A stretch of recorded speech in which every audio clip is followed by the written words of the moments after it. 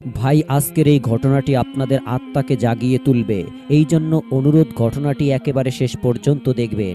আজকে আমরা আপনাদেরকে বলে দিব কেমন করে একটি ছাগল একটি মানুষের বাচ্চাকে জন্ম দিল। এটি এমন একটি কাহিনী যা শোনার পর আপনাদের সকলের আত্মা কেঁপে উঠবে। এই ঘটনাটি অনেক ভয়ঙ্কর এবং শিক্ষণীয় একটি ঘটনা। তাই আপনাদের সকলের কাছে অনুরোধ, আমাদের এই ভিডিওটি একেবারে শেষ পর্যন্ত দেখবেন, যাতে করে আপনারা এই ঘটনাটি হতে শিক্ষা গ্রহণ করতে পারে। তবে সেই ছাগলটি কিভাবে মানুষের বাচ্চা জন্ম দিয়েছিল আসুন জেনে নেই। একজন দাইমা বলেন, আজকে আমি যেই দৃশ্যটি দেখেছি তা দেখার পর আমি অবাক হয়ে গিয়েছিলাম। একজন ব্যক্তি সেই ছাগলটিকে জড়িয়ে ধরেছিল এবং তাদের আশেপাশে অনেক মানুষজনের ভিড় ছিল। আমি এই গ্রামের দাইমা ছিলাম এবং আমি এই গ্রামের অধিকাংশ মহিলাদের সন্তান জন্ম করাতে সাহায্য করেছি। সকলেই আমাকে অনেক বেশি বিশ্বাস করত। তবে যখন মৌলবী আমার কাছে অবাক হয়ে আসলো তখন আমি অবাক হয়ে গিয়েছিলাম। সে বলতে লাগলো, আম্মা, আজকে আপনার অনেক প্রয়োজন রয়েছে। আমি তাকে জিজ্ঞাসা করলাম, তোমার আবার আমাকে কি প্রয়োজন রয়েছে? তোমার বাড়িতে তো এমন কোনো ঘটনার কথা নয়, তোমার স্ত্রী তো বন্দা। তখন সে বলতে লাগলো, না, আমার আপনার প্রয়োজন তো রয়েছে, তবে আমার স্ত্রীর জন্য নয়, বরং আমার আপনার প্রয়োজন বানুর জন্য। তখন সে বলতে লাগলো, সে সন্তান জন্ম দিতে চলেছে, তাই আপনি দ্রুত করে আমার সঙ্গে চলুন। তাই আমি তার সাথে চলে গেলাম, কেননা এই কাজটা বেশি কঠিন ছিল। আপনি হিন্দু হন কিংবা মুসলিম, ভিডিওটা না টেনে একেবারে শেষ পর্যন্ত দেখুন। বন্ধুরা, ভিডিওটি শুরু করার আগে একটু দোয়া করে নেই, হে আল্লাহ, আমাদেরকে গুনাহ থেকে রক্ষা করুন এবং জান্নাত দান করুন। সকলেই কমেন্টে লিখেছেন আমিন এবং এই ভিডিওটিতে একটি লাইক করুন এবং যারা এখনো চ্যানেলটি সাবস্ক্রাইব করেননি এখনই চ্যানেলটি সাবস্ক্রাইব করে দিন। এই ভিডিওটির লাইক টার্গেট 10,000, তাই এই ভিডিওটিতে একটি লাইক দিয়ে দিন। তো চলুন শুরু করি। একটি ছাগল সন্তান জন্ম দিতে চলেছিল। মৌলবী ওসমান তার ছাগলকে অনেক বেশি মহব্বত করত। সে তার নাম ভানু রেখেছিল। সে ছাগলটির জন্য পাগল ছিল এবং সে তার খুব ভালোভাবে দেখাশোনা করত। শীতের দিন সে তার জন্য কাপড় বানাতো। সে তার জন্য অন্য একটি ঘর তৈরি করেছিল। সকল গ্রামের মানুষজন জানত মৌলবী ওসমান তার ছাগলকে অনেক মহব্বত করে এবং সে বলে, যেই দিন থেকে এই ছাগলটি নিয়ে এসেছি সেই দিন থেকে আমার পরিস্থিতি পরিবর্তন হয়ে গিয়েছে। ছাগলটি দেখতে অনেক সুন্দর ছিল, লম্বা, উঁচু এবং সাদা রঙের। এমন উঁচু ছাগল আমি আমার জীবনে এর আগে কখনো দেখিনি, কেননা সেই ছাগলটির অনেক ভালোভাবে যত্ন নিত বিদায় এটি এত সুন্দর। আমি সেখানে চলে গেলাম এবং কাছে গিয়ে বসে পড়লাম। আমি জানতাম যে আমার বেশি কিছু কাজ নেই, তবে কিছুক্ষণ পর আমার দুইটি চোখে এমন একটি দৃশ্য দেখলো যা দেখার পর আমার পায়ের নিচ থেকে জমিন সরে গেল। আমি তাকে বললাম, এ কি ঘটনা? ঘটনা খুঁজে বের করো, এই কাজটি কে করেছে? এবং এই ঘটনার কারণে সে নিজেও অবাক হয় এবং পেরেশান হয়ে গেল, কেননা সেটি দেখার জন্য মোটেও প্রস্তুত ছিল না।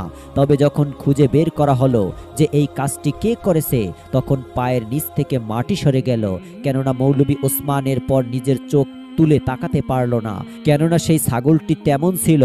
মানুষ বলে মায়ের মতো মমতা পুরুষের মধ্যে থাকে না, তবে কিছু পুরুষ এমন থাকে যাদের সন্তান নেয়ার অনেক ইচ্ছা থাকে এবং মৌলবী ওসমান তাদের মধ্যে একজন ছিল এবং আমার হাতেই সে জন্ম হয়েছিল।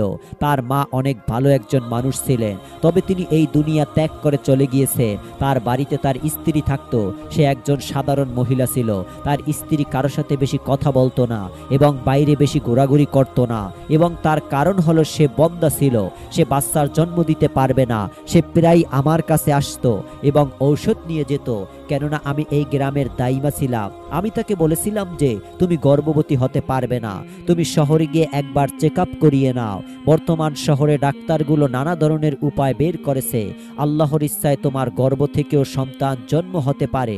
তবে সে বলতো, আপনি ভালো করেই জানেন আমরা দরিদ্র মানুষ এবং আমার স্বামী ওসমান আমাকে কখনোই শহরে নিয়ে যাবে না, আর আমাদের কাছে তো টাকা নেই। আর এইভাবে তাদের দিন কাটছিল। তবে এরপর সেই বেকুব না জানি কোন জায়গা থেকে একটি ছাগলের বাচ্চা তুলে নিয়ে আসলো। সেই ছাগলটিকে এমনভাবে নিয়ে আসলো যাতে করে মনে হচ্ছিল তার ঘরে সন্তান জন্ম হয়েছে এবং এরপর সে তার নাম আদর করে বানু রেখে দেয় এবং এরপর থেকে সে পুরো দিন সেই ছাগলের দেখাশোনা করত। সে তাকে এমনভাবে পালন করত যাতে করে মনে হচ্ছিল সেই ছাগলটি তার সন্তান। সময়ের সাথে সাথে সেই ছাগলটি বড় হয়ে গেল এবং এখন সে দুধ দিত। আমি একজন বৃদ্ধ মহিলা ছিলাম। আমি তাকে বলেছিলাম যে কিছু পরিমাণ দুধ আমার জন্য রেখে দিও, আর সে এমনটা করত। তবে আজকে তার এমন পরিস্থিতি দেখে আমার কলিজাও মুখে চলে এসেছিল। বেচারা এমন করে মাথায় হাত রেখে বসেছিল যাতে করে মনে হচ্ছিল এই ঘটনাটি তার নিজের মেয়ে অথবা স্ত্রীর সাথে হয়েছে। তখন সকাল সকাল আমার চোখ খুলল। তখন সে আমার দরজায় এসে নক দিচ্ছিল। সে বলতে লাগলো আমার ছাগল সন্তান জন্ম দিতে চলেছে। আমি তাকে বললাম, তবে তোমার ছাগল তো একা। সে বলল, তা তো আমি জানি না খালা, তবে আপনি আমার সাথে চলুন, আপনার সাহায্যের প্রয়োজন রয়েছে। প্রথমে যখন সে দরজায় নক দিয়েছিল তখন আমি মনে করেছিলাম হয়তো বা অন্য কোনো কারণে এসেছে। তবে আমি তো ভালো করে জানতাম যে তার স্ত্রীর গর্ভে সন্তান কখনোই আসবে না এবং সে তার স্ত্রীকে এত বেশি পছন্দ করে না। আর তার স্ত্রী বলতো, আমার বাবা মা আমাকে জোর করে বিয়ে করিয়ে দিয়েছে, আমি অনেক ভালো একজন মেয়ে ছিলাম। এবং এরপর থেকে সে আমার বাড়িতে যাওয়া আসা বন্ধ করে দেয়, কেননা এটি এমন একটি গ্রাম ছিল যেখানে গ্রামের মধ্যে বন্দা মহিলাদের কেউই পছন্দ করত না। বাড়ির মধ্যে বড় একটি ঘর উসমান ভানুর জন্য তৈরি করেছিল। তাকে দেখে অনেক অসুস্থ মনে হচ্ছিল। আমি তাকে বলতে লাগলাম, দেখো, পশু পাখির সন্তান প্রসবের সাহায্য করা আমার কাজ নয়, তবে পশু ডাক্তার গ্রাম থেকে বাইরে গিয়েছিল, তাই আমি তোমার সাহায্য করছি। আমি সেখানে গিয়ে বসে পড়লাম এবং আমি আমার হোক্কা সঙ্গে করে নিয়ে এসেছিলাম। আমি তো জানতাম না যে আজকের দিনটা আমার জন্য অবাক করে দেওয়ার মতো একটি দিনে পরিণত হবে এবং আমি এমন কিছু দেখতে পাবো যা দেখে আমি অবাক হয়ে যাব। আমি তাকে বললাম, তুমি বাইরে চলে যাও, এবং এরপর আমি আমার হোক্কা টানতে লাগলাম। তবে কিছুক্ষণ পর যখন আমি একটি ছোট্ট বাচ্চার কান্নার আওয়াজ শুনতে পেলাম তখন আমি অবাক হয়ে গেলাম। আমি বলতে লাগলাম, এই আওয়াজটি কোথা থেকে আসছে, নাকি এই আওয়াজটি আমার মাথায় ঘুরছে? হয়তোবা এটা আমার ভুল ধারণা, হয়তোবা অনেক মহিলার সন্তান জন্ম করিয়ে দিয়েছি বিদায় এমনটি হচ্ছে। তবে যখন আমরা সেই দিকে তাকালাম তখন অবাক হয়ে গেলাম। ভানুর পরিস্থিতি এখনো খারাপ ছিল, তবে তার কাছে একটি ছোট্ট বাচ্চা পড়েছিল যে কান্না করেছিল। আমি ভানুকে চেক করলাম এবং তার পেট আগের চেয়েও ছোট মনে হচ্ছিল। আমার তো মাথাটা ঘুরে গেল। আমি বলতে লাগলাম, এ কেমন ঘটনা? তবে সেই বাচ্চাটি ঘাসের মধ্যে পড়েছিল। আমি দ্রুত করে তাকে তুললাম এবং চাদরের মধ্যে জড়িয়ে নিলাম। তখন আমি সেই বাচ্চাটিকে তুলে বাইরে বের হলাম। তখন সামনে মৌলভী ওসমানের স্ত্রী এবং গ্রামের একটি মহিলা উপস্থিত ছিল।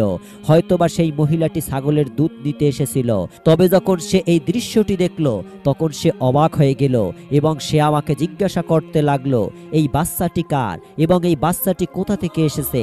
আপনি তো ভেতরে ভানুর সাথে ছিলেন এবং সে অসুস্থ ছিল।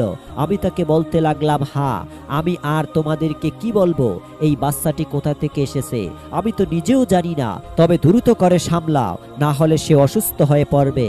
মৌলভী ওসমানের স্ত্রী সামনে এগিয়ে এসে আমার হাত থেকে বাচ্চাটিকে তুলে নিল এবং বলতে লাগলো, আমি তার দেখাশোনা করছি। সে দ্রুত করে হাঁটতে লাগলো এবং বাচ্চাটিকে নিয়ে ভেতরে চলে গেল। যখন মৌলভী ওসমান এই ঘটনাটি দেখলো তখন সে বলতে লাগলো, ভানু কেমন আছে? আমি বললাম, ভানু তো ঠিক আছে, তবে পরিস্থিতি এর চেয়েও খারাপ হয়েছে, এতই খারাপ যে তুমি তা কখনোই ঠিক করতে পারবে না। সে বলতে লাগলো, মানে কি? এরপর আমি তাকে বলতে লাগলাম, তোমার ছাগলের গর্ভ থেকে সন্তান জন্ম হয়েছে। তখন সে বলতে লাগলো, কেমন হয়েছে বাচ্চাটি? তখন আমি তাকে বলতে লাগলাম, মানুষের বাচ্চা হয়েছে। এই কথাটি বলার সাথে সাথে অবাক হয়ে গেল। সে বলল, মানে কি মানুষের বাচ্চা জন্ম হয়েছে? আম্মা, আমি আপনাকে ঘুম থেকে তুলে নিয়েছি, তার মানে এটা না যে আপনার মুখে যেই কথাটি আসবে সেই কথাটি আপনি বলবেন। যদি আপনার ঘুম পাচ্ছে তাহলে আপনি আবার গিয়ে ঘুমিয়ে পড়ুন। তবে আপনি এ কেমন ধরনের হাসি ঠাট্টা করছেন? তখন আমি বলতে লাগলাম, হাসি ঠাট্টা ভিতরে গিয়ে দেখ তোর স্ত্রী কি নিয়ে গেছে।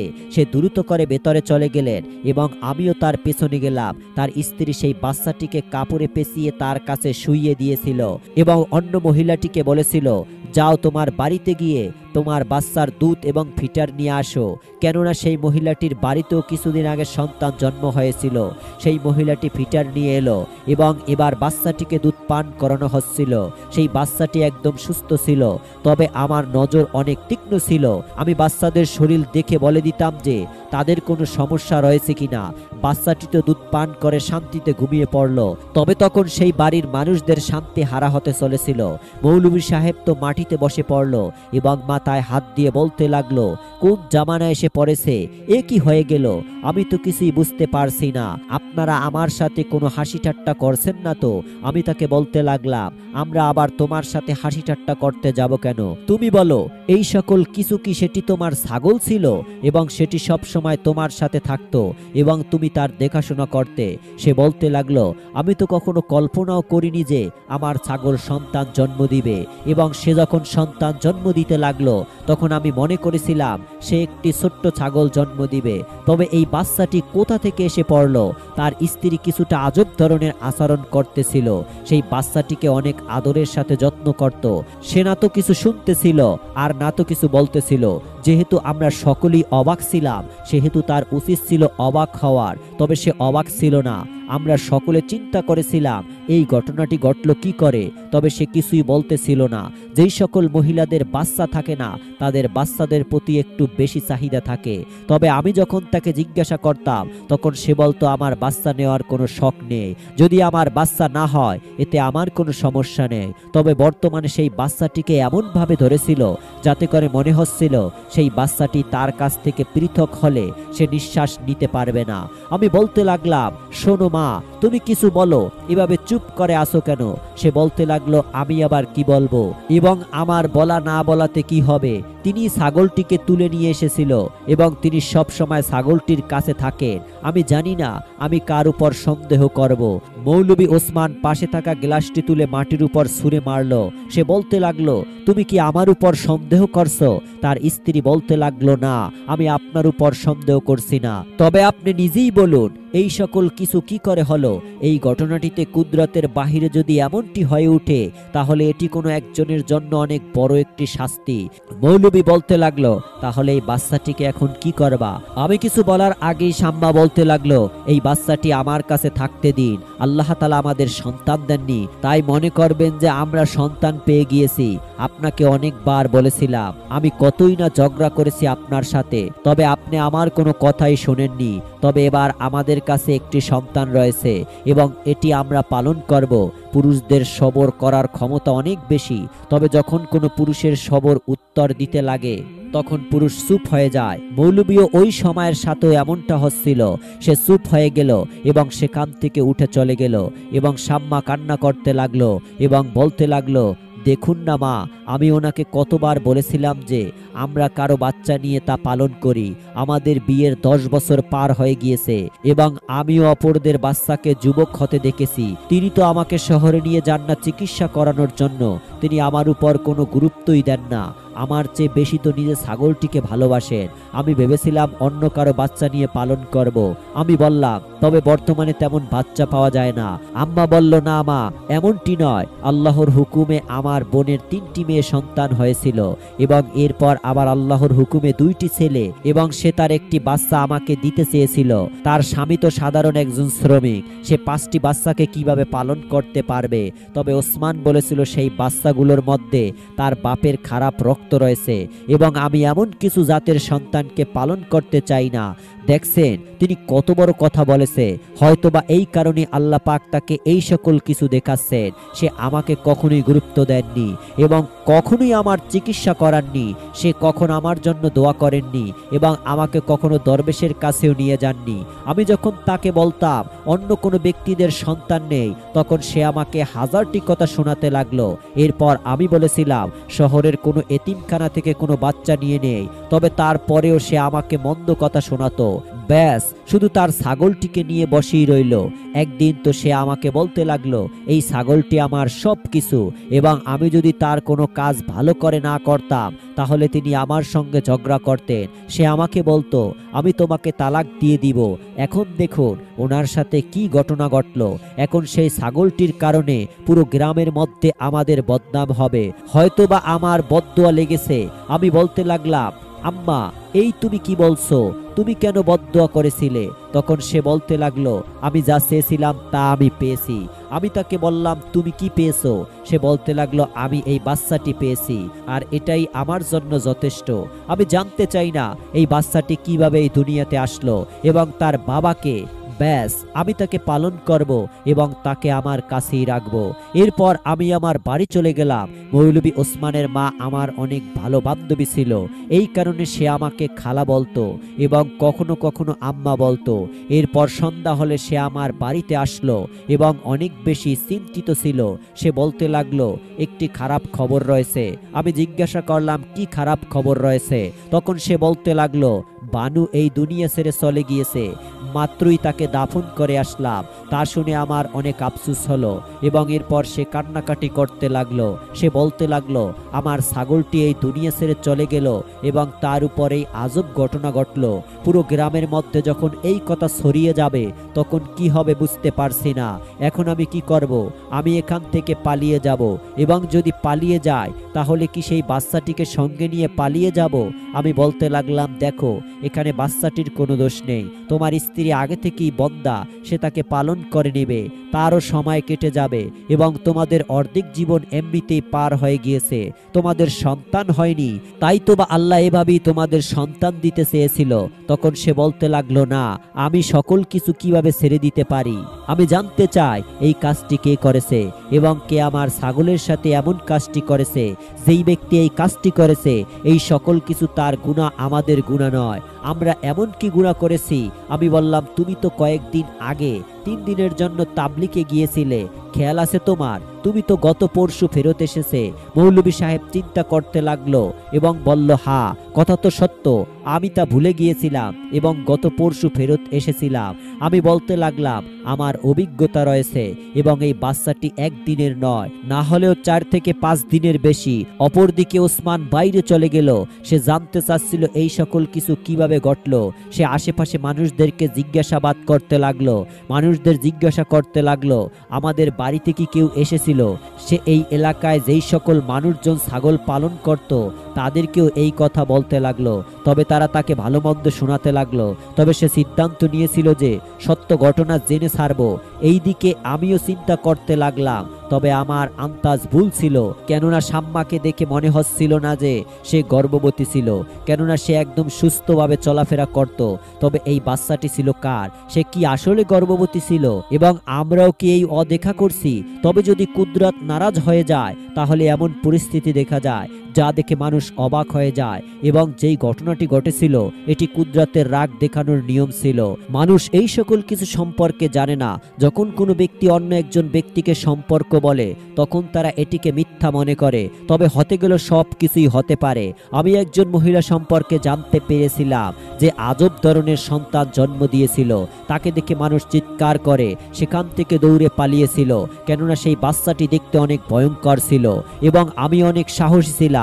আমি সেই বাচ্চাটিকে কোলে তুলে তার মায়ের কোলে তুলে দিয়েছিলাম এবং সেই মাটিও কান্না করতেছিল এবং তার হাত কাঁপতেছিল। সকলেই বলা বলি করছিল যে সেই শাস্তি পেয়েছে, কেননা সে তার অসুস্থ শাশুড়ির খেদমত করেনি, বরং সে সব সময় তার শাশুড়িকে গালিগালাজ করত এবং তার কোনো কাজ করত না, এবং এরপর তার শাশুড়ি এভাবে মৃত্যুবরণ করেছিল। সেই বাচ্চাটিও বেশি দিন বেঁচে থাকতে পারেনি, তবে সেই মহিলাটি তার শাস্তি পেয়েছিল। এরপর সেই মহিলাটি অনেক ন্যাক হয়ে গিয়েছিল। সে তার স্বামীকে অনেক সেবা করত এবং গ্রামবাসীদের সাহায্য করত।